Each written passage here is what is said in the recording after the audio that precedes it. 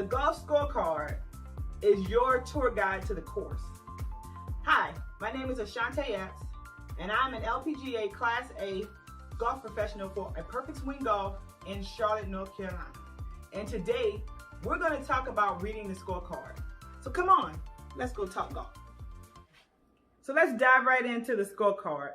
So what you'll see here is a completed scorecard that has my name and then my scores there. So at the top, we have the hole. This tells us hole 1 through 9, and for each hole, its significant information is listed under that column, okay? So we have 1 through 9, which is considered the front 9. And then we have out, meaning you're going out away from the clubhouse, so that front 9 going out. And then you have 10 through 18, meaning the back 9 holes or the remaining 9 holes where you're coming back into the clubhouse. And that's why that says in. And then you have the total, meaning your totals for 1 through 18 will be listed in the total column. Put in each score for the first 9 holes, total it, put each score in for the second 9 to give you a final total overall score. As you begin to identify the course that you want to play, it is going to be crucial that you identify the appropriate tee box to play from.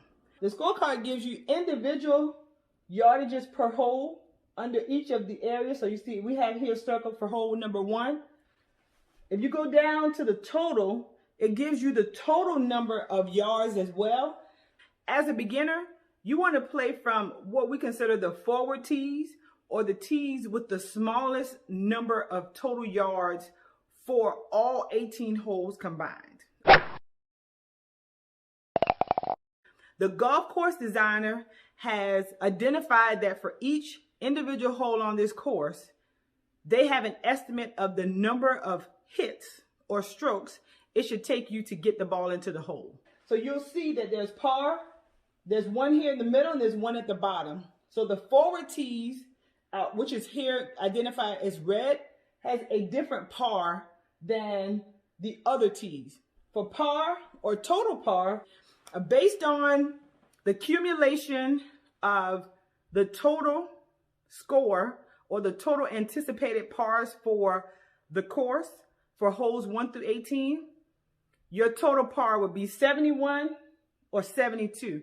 And just note that that number is not consistent across the board for every course. So they're adding it up based on their assessments for each hole. So you may see a 71, you may see a 72, you may see a 70. They've ranked the holes, each hole's on the course, from 1 to 18. 1 being the hardest hole on the course, 18 being the easiest. And so you'll see these numbers are identified 1 through 18, and it lets you know that or how difficult that particular hole is as it pertains to all the other holes on the course. So if you find yourself going through a round doing really well, and then you get to a hole and it's a blow-up hole, and you're like, oh my God, what happened? I was playing so well. Look back on the scorecard and see if maybe it was a handicap hole of 1 or 2 or 3, meaning, oh, so that makes sense, right? You were playing well, but you got to a difficult hole and it caused you a little problems. But that's also something you can set as a goal for the next time you play that course, to play the hardest the hardest hole a little better, right? Helps you measure your skill set.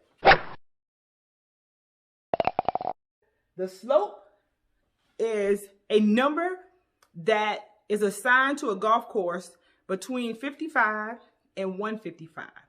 And that tells you how difficult the course is.